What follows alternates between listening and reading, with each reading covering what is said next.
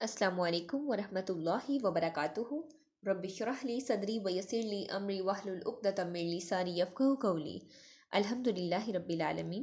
پارہ نمبر 5 سورۃ النساء آیت نمبر 76۔ اعوذ باللہ من الشیطان الرجیم، بسم اللہ الرحمن الرحیم۔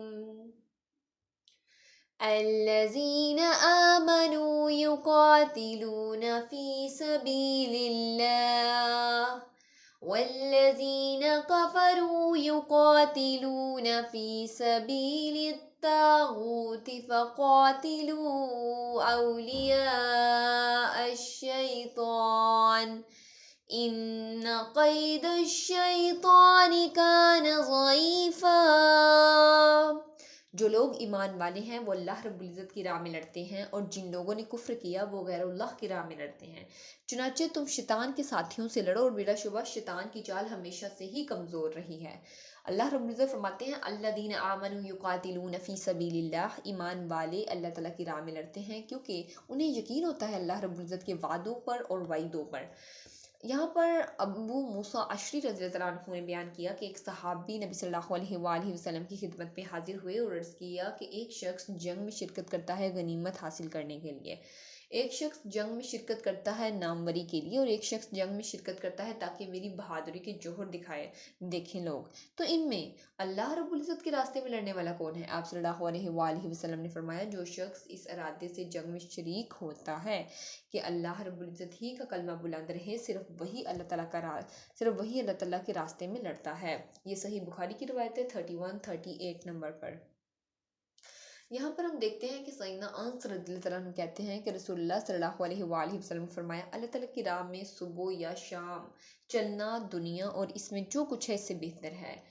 حضرت ابو ہریرہ رضی اللہ عنہ سے روایت ہے کہ رسول اللہ صلی اللہ علیہ وآلہ وسلم نے فرمایا اللہ تعالیٰ فرماتا ہے کہ جو شخص میری راہ میں اس طرح نکلا کہ میری راہ میں جہاد، مجھ پر ایمان اور میرے رسولوں کی تصدیق نے اسے نکلنے پر مجبور کیا، تو میری یہ ذمہ داری ہے کہ میں اسے جنت میں داخل کروں یا اسے اس کے مسکن تک جہاں سے وہ نکلا ہے اس طرح واپس لاؤں کہ وہ اجر یا غنیمت سے مالا مال ہو، اور اس ذات کی قسم جس کے ہاتھ میں میری جان ہے، اللہ رب العزت کی راہ میں کسی شخص کو جو بھی زخم آئے وہ قیامت کے دن اسی زخمی حالت میں اللہ رب العزت کے حضور پیش ہوگا۔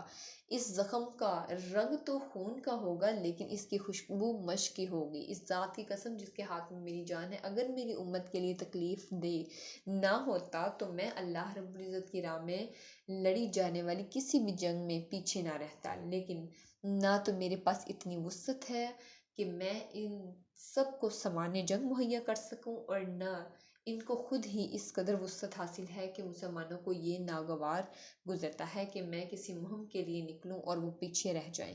اس ذات کی قسم جس کے ہاتھ میں میری جان محمد صلی اللہ علیہ وسلم کی جان ہے، میری خواہش ہے کہ میں اللہ رب العزت کی راہ میں لڑوں اور مارا جاؤں، پھر لڑوں پھر مارا جاؤں، پھر لڑوں پھر مارا جاؤں۔ یہ صحیح مسلم کی روایت ہے 48-59 نمبر پر۔ دیکھیں اللہ رب العزت کی راہ میں اگر ہم جان دیتے ہیں تو اس کا اجر کتنا افضل ہے، پھر اللہ رب العزت کے ہاں جب جائیں گے تو اس انسان کو کتنا پروٹوکول دیا جائے گا۔ یہاں پر دیکھیں اسلام جو مقاصد یعنی کہ جس مقصد کے تحت جنگ کرنے سے منع کرتا ہے وہ یہ ہے کہ مال غنیمت کے لیے نہ لڑا جائے، لوگوں کو غلام بنانے کے لیے نہ لڑا جائے، منڈیوں کے اصول کے لیے نہ لڑا جائے، اقتدار کے اصول کے لیے نہ لڑا جائے، ملکوں کو ختم کرنے کے لیے نہ لڑا جائے، بلکہ اللہ رب العزت کا کلمہ بلند کرنے کے لیے لڑا جائے۔ اللہ رب العزت فرماتے ہیں والذین کفروا یقاتلون فی سبیل اللہ الطاغوت فقاتلوا اولیاء الشیطان۔ مومنین اللہ رب العزت کی راہ میں لڑتے ہیں جبکہ جو کافر ہیں وہ شیطان کی راہ میں لڑتے ہیں۔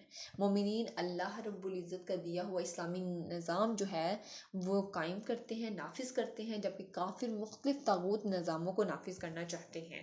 مومنین لوگوں میں قیام عدل چاہتے ہیں، جبکہ کافر اپنا دل پسند، اپنا مفادات کی نگرانی کرنے والا نظام نافذ کرنا چاہتے ہیں جن سے انہیں کچھ بینیفٹس، انہیں کچھ سہولتیں مل سکے۔ مومنین کا حامی و مددگار اللہ رب العزت ہے جبکہ کافروں کا مددگار شیطان ہوتا ہے۔ اور دیکھیں اللہ رب العزت فرماتے ہیں شیطان کی جو چال ہے وہ بہت زیادہ کمزور رہی ہے اور ہمیشہ سے ہی کمزور رہی ہے۔ مومنین حق کو باطل پر غالب کرنا چاہتے ہیں، جبکہ ام، ام، مومنین حق کو باطل پر غالب کرنا چاہتے ہیں، جبکہ جو کافر ہیں وہ باطل کو حق پر غالب کرنا چاہتے ہیں۔ تو اٹس اے بگ ڈفرینس مومنین بٹوین مومنین اینڈ کافر۔